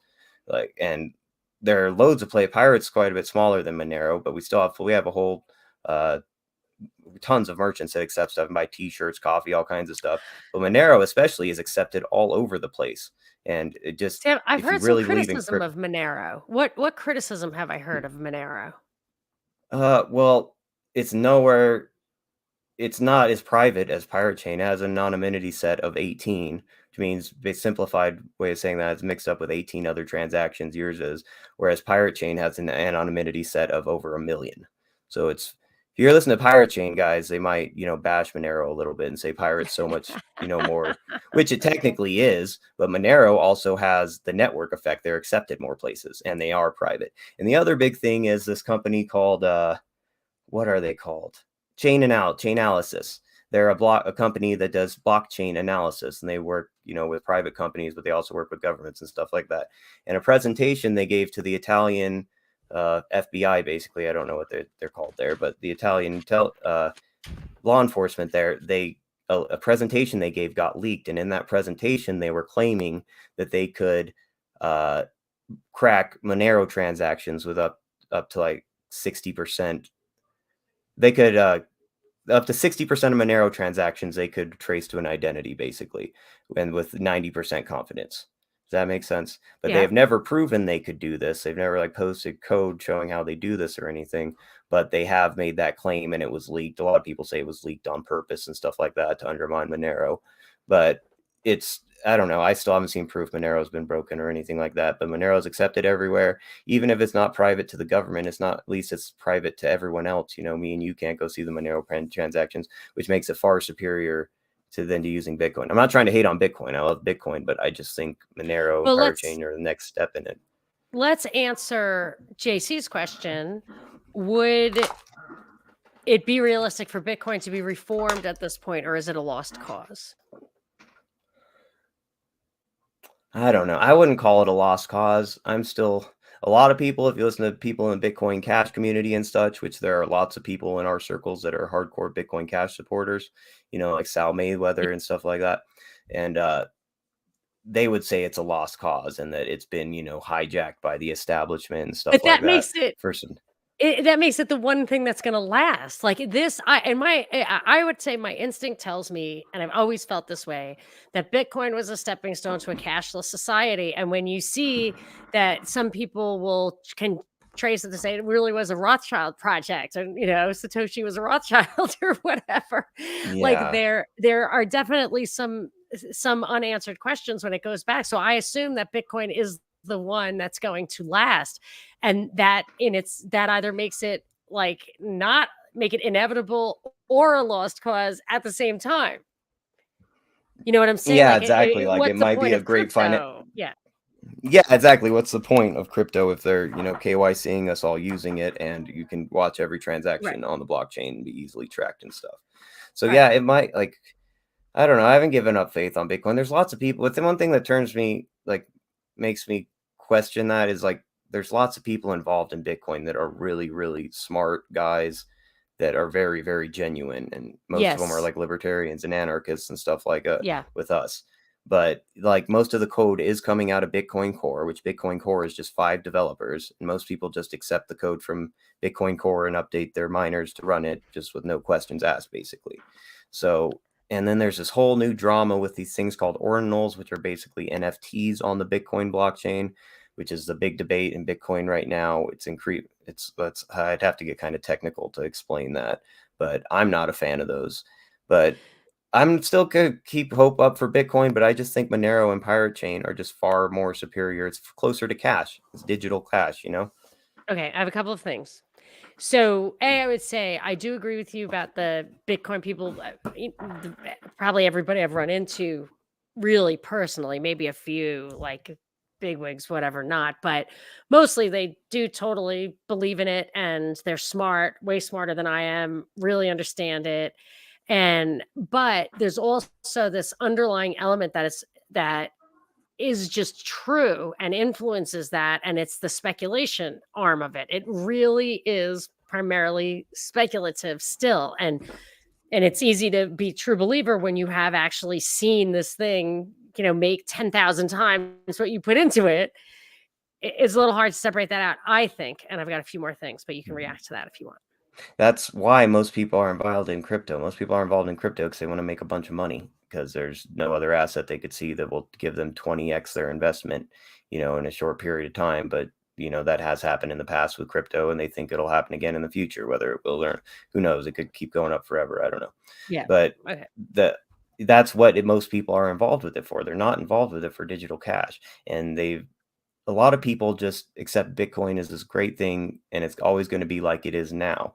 But my argument is that we need to be more vigilant. They say Bitcoin's inevitable, Bitcoin's perfect, Bitcoin solves all of our problems. And my answer to that is like it has potential to do a lot of that stuff, but it's not something we can just forget about. We got to stay up on participating in it, on paying attention to what they're doing to the code. Because it's only 5 people in there writing the majority of code for Bitcoin right now. And if those people are compromised or are just stupid or whatever, they could really mess it up. And so, in my opinion, it's not just something that we just need to buy it and sit back and wait for the world to change in front of us. I don't think that's going to happen. I think it's the kind of thing we need to, first of all, use when it's possible for us, when we can afford it, and go and use Bitcoin to make purchases and actually and accept it for your business. And then also pay attention to what they're doing in the code and make sure it stays to the original ethos of Bitcoin. Because obviously we've seen with all the arguments that people disagree what the ethos of Bitcoin is too. That's the other thing. Like this is a decentralized project, and that's a really confusing thing that people haven't really done before. Decentralized money and how we handle updating the code, how we handle spending it, and merchants that accept it and stuff like that. This is all new stuff that's never been done before. And we need to it's not just inevitable that it's all going to work out and it's going to replace the dollar. We might just turn into, like you said, Yeah. a It is the way to get us on CBDC platform. to get us using digital, That's what I wonder. get you using digital assets. Buy your Bitcoin and hold it. It's digital gold. Don't use it. Don't buy stuff with it. Hold it, Or and what then you use said, your the tether will be the CBDC without yeah. actually having to do it. Now I have a few more things. So Stella said, "Can you use this stuff on eBay, Amazon, etc.? Can you do on any of those huge platforms use crypto yet?" Not on either of those. Right. Overstock.com accepts it. Oh, that's nice. There's Yeah.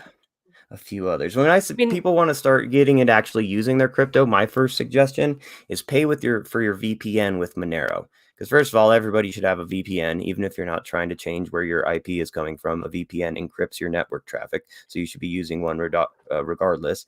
And the best VPN out there, in my opinion, is called Mullvad VPN because they accept Monero. You don't give them your name, you don't give them your phone number, you don't give them your email address. You get a account number basically, and you pay with Monero, so they don't know where it's coming from. If you pay with Bitcoin or Bitcoin Cash, which are the other two things they accept, it can be traced back to your exchange or whatever. But it's, to be honest, it's kind of dumb to buy a VPN with a credit card. yes, So totally. unless you're Yes, just trying to agreed. watch Netflix from Canada or something like that. But there's this great VPN. Right. It gets super high speeds, encrypts your network, has lots of different options for the types of tunneling and stuff like that. And it works fast and it's easy to use. And it's called Mullvad, and they accept Monero. You send Monero there, and about 15 minutes later, your account's active and you got VPN access. And that's a great first step because that's something everybody needs. You don't have to go make a big investment into cryptocurrency, and you're helping advance competition on the dollar, which is ultimately what we want. We want competition we're capitalists. We want competition in everything. And the dollar needs competition, and we have Bitcoin and Monero and Pirate Chain to do that.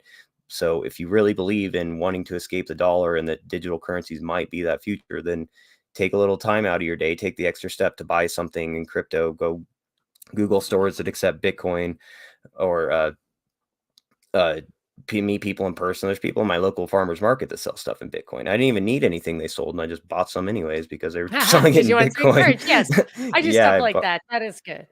so I'm okay. doing that not because it's the best, most convenient way, but because I want Bitcoin to be the best, most efficient way in the future, because it's not right now because of the volatility. Okay. So JC also wants to know if you've been on Rollo and Slappy. No, I'm not Right. familiar with Me those. neither. Oh, Rollo, is that a show?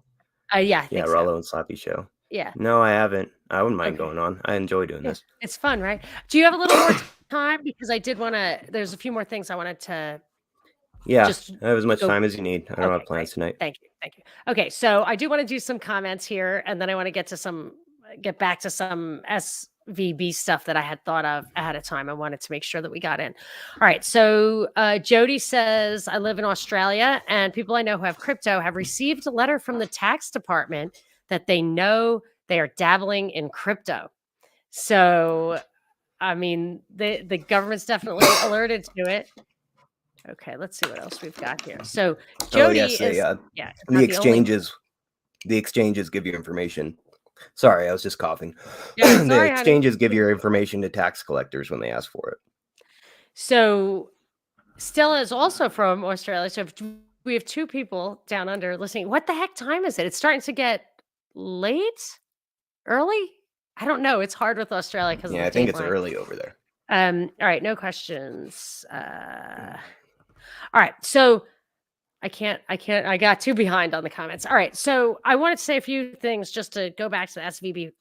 One of the parallels. So I noticed that obviously, I think things like this, especially when you're dealing with deep state actors, when the CEO was a Fed chair, Fed board member in San Francisco, and he's this stupid, like, I don't buy that. This seems like a setup. And there are other I also thought that about FTX, and there are other parallels, including that what's being highlighted here is poor risk management, which of course is a cry for regulatory scrutiny, which isn't even valid. Like they're saying, oh, this is Trump era. Oh, actually, let's get to that. So there's some agenda items at play here, and the articles that I've seen are usually Tucker Carlson clearly delineates the narrative, the counter narrative, like the narrative on the right. So I should probably start listening to him because there's so much information about the Overton window of the reaction, like how much you're allowed to, where the limits are of the reaction. So, because a lot of people like Tucker, but his father is such a propagandist. Clearly, he's there for propaganda purpose. But so there's So I know there is some like I've seen articles saying like anti ESG, anti DEI, like the environmental governance, social thing, and all of that. Like that, some of those factors come into play here. I know that, and then that's the kind of reactionary, the right stuff. But the left stuff, people are saying, press on the left is saying that this is a function of Trump era deregulation. However, I also saw a really good article at, I think it's supplyonDemand.com. He tweeted it at me, and I retweeted it if you go to at Monica Perez Show, about how there's absolutely no specifics whatsoever of the something like 30,000 little rules and nuances that emerged from Dodd-Frank that would have changed what happened at SVB. Like these accusations that it's Trump era deregulation are not founded, but that's an agenda item. Like these are all talking points, agenda items that I think are being served. I just wanted to throw them out there. I think you hit it right out of the gate. This is to move money into the bigger banks. And I would say that if you move the money into the bigger banks, if you are trying to restructure the financial system, it's much easier if it's only possible if you have a lot of concentration and total control where all the money is. So I think that seems like a very obvious agenda item here. And it's scaring people into doing that. So it's scaring people into moving their money. I just read an article, I'll put in the show notes, like B of A just got 15 billion new investment, new deposits because of this. I mean, who knows, right, with the numbers. However, they're not only scaring people into it, but they're also trying to justify having tiered regulations. So having these smaller banks with fewer resources being required to live up to the same standards or even more stringent standards than the super, super big guys. And that in itself would be such a disadvantage that unless these guys are making super profits, which is unlikely, they're really not going to be able to live up to those regulatory standards, and they'll just go away. So those are some agenda items. And then I think I covered a lot of the fishy stuff, very stupid risks. Sequoia Capital's name popped up. Can I say something about the deregulation? Yeah. Well, the big deregulation they're quoting is that during Trump's presidency, which who knows if Trump even had anything to do with this. I believe it's the Fed that oversees this, but they removed the deposit or the reserve limit for, but not for everybody, only for the regional banks. And the person lobbying for that, a big player lobbying for that, was, I think he was a CFO of SBV, who was also the CEO of Lehman Brothers right before they collapsed. What? I missed that. Yeah, oh my gosh. Everyone's been let me look up his name. His last name, everybody's been making jokes because his last name is Gentile. Oh, is it? Or is it? Yeah, okay. Yeah. But everybody's been making jokes. I have everybody listed here. I have Becker, Dunbar, Deschanel, Myopolis. Okay, so hold on. But I wonder if Chief Administrative Officer was CFO of Lehman Brothers. Okay, so is this Chief Administrative Officer? Did he newly join SVB? Because sometimes they'll slide somebody in there. Well, we can look it up. I'll look it up in a second. But sometimes they'll. Well, I don't think it'd be that recently because they said he was a big player lobbying for that deregulation. So I think he was around when that deregulation happened a few years ago. It's really interesting. They only did that to the regional banks, and then banks like SVB obviously lowered their reserves, and then to compete, other banks follow suit. Other regional banks follow suit. Yeah. And so it kind of set them all up, or let them set themselves up for bank runs at the first sign of interest rate hikes.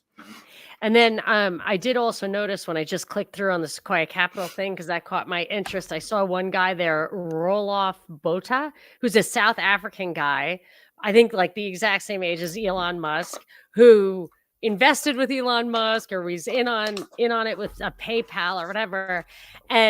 And there's literally a line, I don't even know why they bothered including it, saying, oh, he decided, a mutual acquaintance introduced him to Elon Musk. And I'm thinking, I mean, how weird is that these two guys the same age, basically headed in the same direction from South Africa, would have to be introduced by a mutual acquaintance in the US. I just feel like Elon Musk is such a creative person. And I wonder if this guy is also, like, it just seems just a little too deep state. But Silicon Valley is, I think, quite deep state.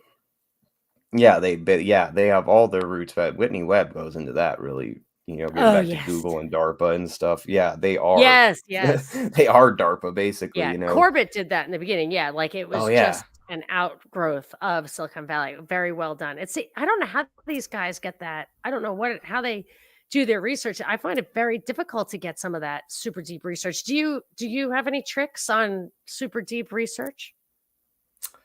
No, not really. I'm actually trying to get better at it myself because I think Yeah. the same thing. Like, where the hell does Whitney Webb dig all this stuff up? I know, You and know? Corbett's pretty good too, but not like Yeah. her. And she does say sometimes that she has sources. So I don't know what that means. Like I Yeah, don't know who's talking to that is a her or how good she point. knows them, but I mean that's something different. So also I wanted to just make a point which I might have made. I hope I'm not repeating myself.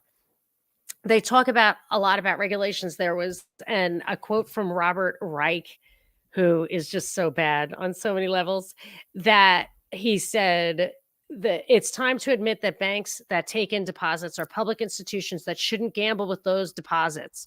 The goal of maximizing returns is fundamentally at odds with the goal of protecting depositors. How to fix this? Bring back Glass-Steagall. I actually think they Oh should bring gosh. back Glass-Steagall. I mean, I don't know about bring back Glass-Steagall, but I actually think that fractional reserve banking is totally invalid and would never exist without FDIC.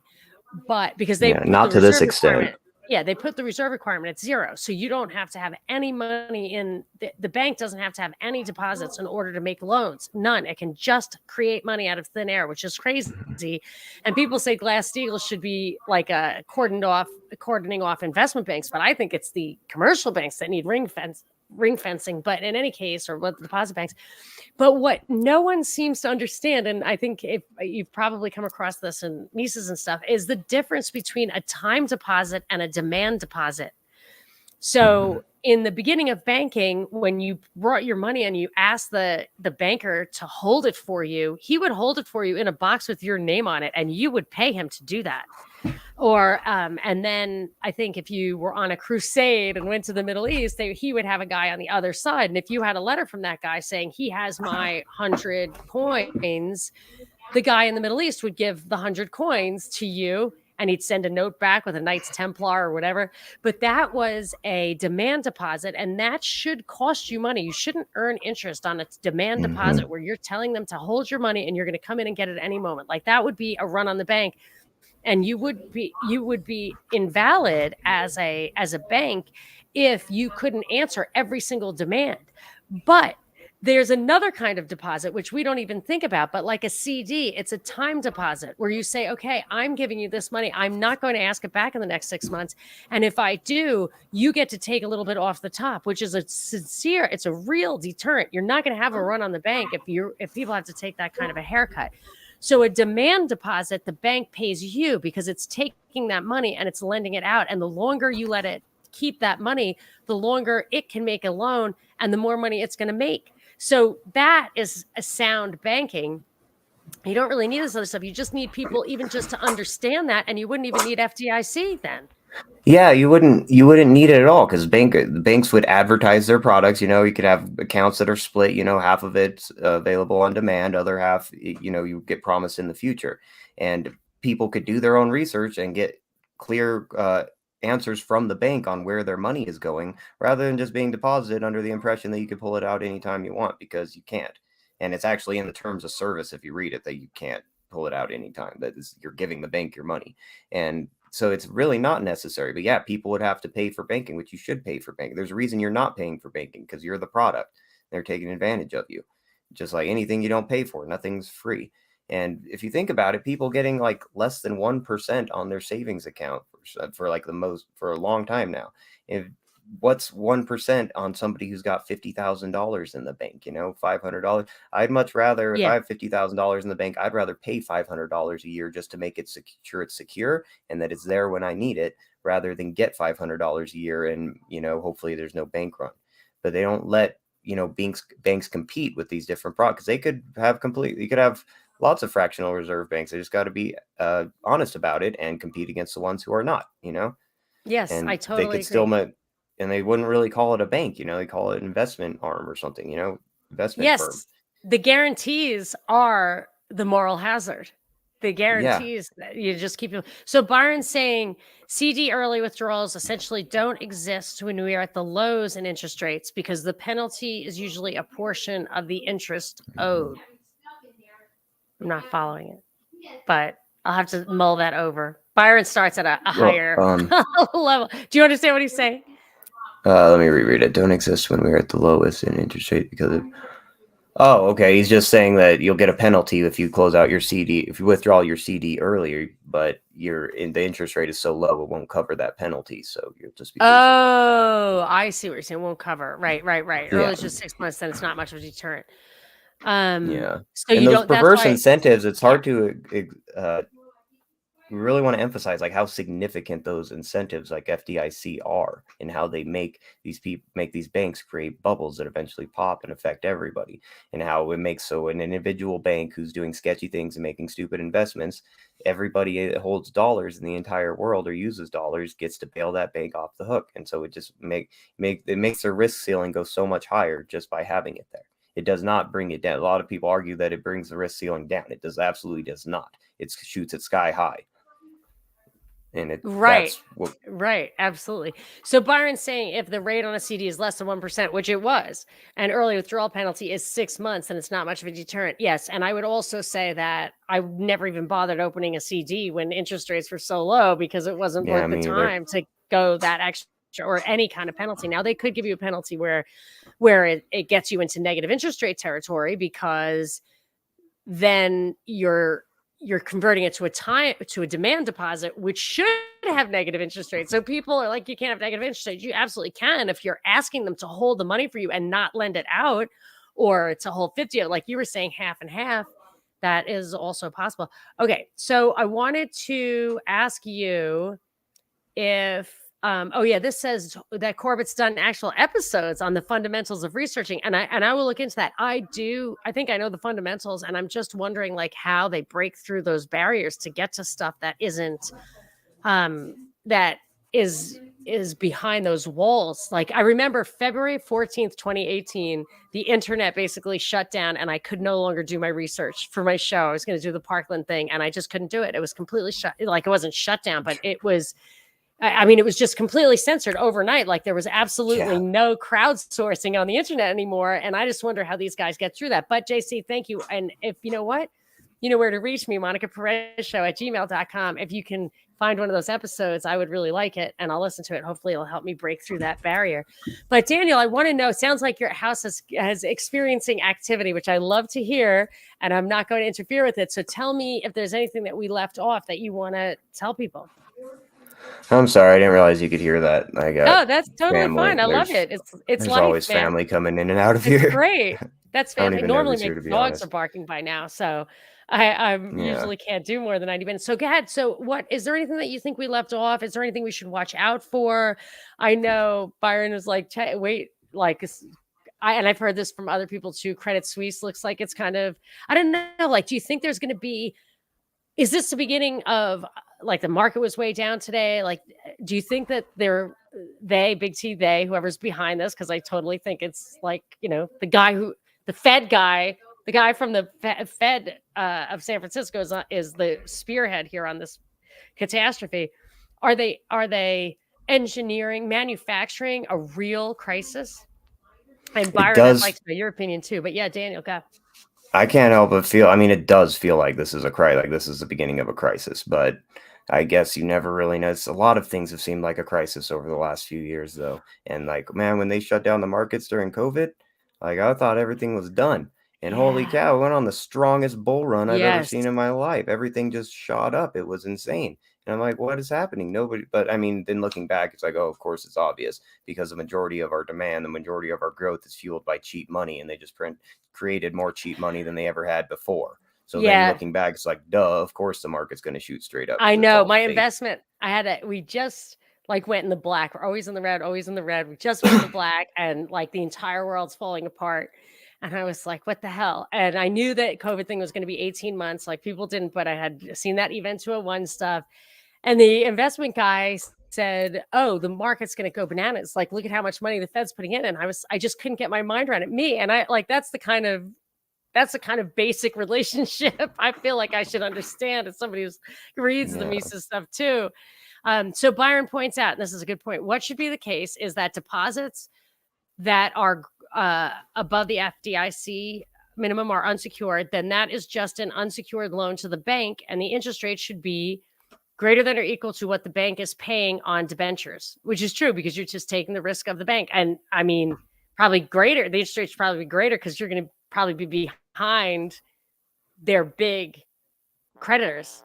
So anyway, okay. So you do, yeah. I'm a little nervous about this. I'm a little nervous. I gotta say. I mean, just because I Right. just bought Yeah, a it is house, scary. and I feel like I've opted into whatever, and if the bottom falls My out, that will sister suck. just closed on my sister just closed on hers today too. Yeah, because I But just feel like I took a loan out, obviously. So the loan's in real dollars, and what's the house going to be worth? You know what I mean? Like that's when I yeah. start thinking like I want inflation.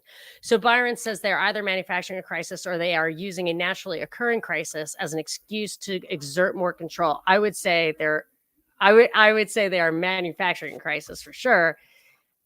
And maybe they are precipitating a crisis that they've been manufacturing for a while. I think that's really the thing. I don't think anyone's surprised when there's fallout from interest rates rising that they've been saying we're going to rise and have been raising for a year or so. You know, I just like that's them planting the seeds, and the fact that they are acting like it's a surprise, you know, that's a little bit fishy.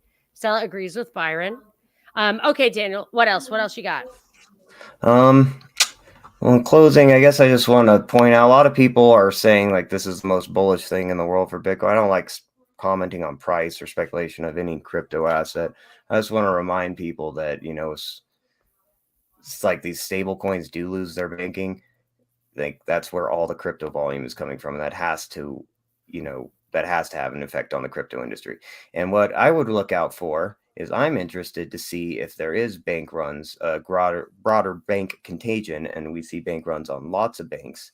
I would be more interested if these stable coins did not collapse during that, because like they're really just the same as banks. They're all just buying, you know, these bonds and stuff like that, and that's where their value comes from. So I think it will speak volumes is if the banks collapse but the stable coins make it.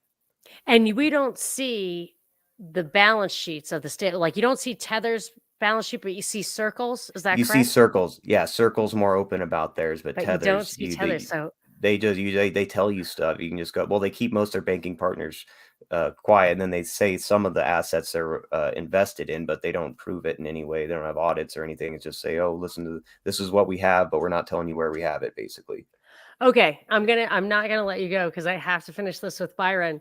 Byron says the whole interest rate rising thing is true, but the nature of the bonds SVB held have what is called negative convexity. So their price declines at an increasing rate when rates rise. But why would they do that? And what about matching the duration of your liabilities with the duration of your assets? If you have all demand deposits, shouldn't you have short-term assets? I'm asking Byron this because he's my guru. Yeah, I might not be right in this, but I think it's caused by the fact that why would somebody buy your bonds today at a low interest rate when they could buy new bonds with a higher interest rate right now? You know, why would you buy bonds at Oh, I 1% get when you it. buy it at 3%? I get it. But if you're talking about 1 year treasuries or T bills, whatever, Oh, 1 then year. it's nothing, right? If you have Yeah, demand deposits and you're a private bank and not FDIC insured, you're going to have you shouldn't be backing that up with 10-year bonds. You should be backing that up with yeah, shorter. I mean, maybe I'm wrong, but I feel like yeah. Stella, you know Stella from the Union of the Unknowns. Oh, yeah, Stella's And great. I know her. yeah, propaganda reports, Zoom calls and stuff. So Stella says, if anyone's going to help noobs like me understand this, it'll be Daniel. That is true. JC said, where, what should I invest in, Byron? Negative convexity means duration changes materially, but that just seems like a weird thing to have in there. But anyway, I'll He just, just gave me something to Google. He obviously knows more about it than I do. oh, And I'm gonna he's Google a that after we banker. hang up. Yeah. He's a He's a, bank. Okay, that oh, makes he's sense. big time. Like I didn't even he go. sends me emails that really, Really? I really I have to stop and like think. Sometimes I even have to get a pencil out and just be like, Okay, I remember how He's, this relationship works and look up stuff like negative convexity. oh man, he's Uh, probably cringing listening to me talk about banking. I didn't even go no, to no college. way. But he listens to me for So, crying out loud. He's definitely got yeah. a he can separate the pros from the amateurs. So my actual experience notwithstanding, because it was just too long ago to be relevant. So anyway, okay, guys, super fun. Thank you so much for coming. It was great to have a little chat on the side. I love that. That's what I like to do the live stuff for. I kind of surprised Daniel with making it live, but I like to be able to chat with people. So I'm trying to get the live dives going at 4 o'clock on Wednesdays, 4 o'clock Pacific. But I'm traveling so much over the next like month and going to see my mom and stuff that I don't know. So you have to just check. I just put out a newsletter on monicasdeepdives.com, and it usually says when my live dives are and all that stuff. And you can always get my updates there. But also, you can always listen to my stuff on Deep Dives with Monica Perez on your favorite podcasting platform. And Daniel, I do want to say that I'm looking forward to your writings. Like I'm glad that you have an outlet, and this is going to be based New World on Minds and Substack. So it's minds.com/based new world and substack.com/@based new world. And if you want to hang out, we chit chat on Twitter, anarchy_dot_gov. Anything else, Daniel? No, that's it. I do want to emphasize that my blog will not just be crypto stuff. I mean, I will have crypto stuff in there, but I'm going to talk about other stuff. So if Like you guys what? are, basically, I don't know. I have lots of Like stuff I want to personal get off stuff, my chest. politics, anything you're interested No, in? yeah, political and The world, banking and crypto. Yeah, kind of stuff you cover. Probably not going to tear cocktails, into. though. Oh no, not cocktails. Relevant stuff, and I'm shooting for one a week, and it's complete. I'm not going to charge for Substack or anything. It's all going to be free, and I'm going to put up something once a week. So, and That's hopefully do super more appearances fantastic. on places like this. I don't say I think I'm an exceptionally great writer or presenter in these forums even, but the reason I want to get more involved is just because I don't see people talking about a lot of the things that I think need talked about. So I'm just gonna start posting on somewhere where I can link to people instead of arguing with them on Reddit and stuff. Nice. So Well, you do make things very easy to understand, and I appreciate that. Anytime you put something up, if you tweet it at me, I'll retweet it, and think about what you want to talk about for, the next time we get together, and let me know. And you're welcome to come back anytime you want. yeah, I would love to. I had a lot of fun. So I'll All right. come anytime. Excellent. I'm going to say goodbye to you now, Daniel. I'm going to say goodbye to all y'all out there. Thank you so much for coming and for listening. This is Monica Perez, and you have been listening to a live dive on Deep Dives.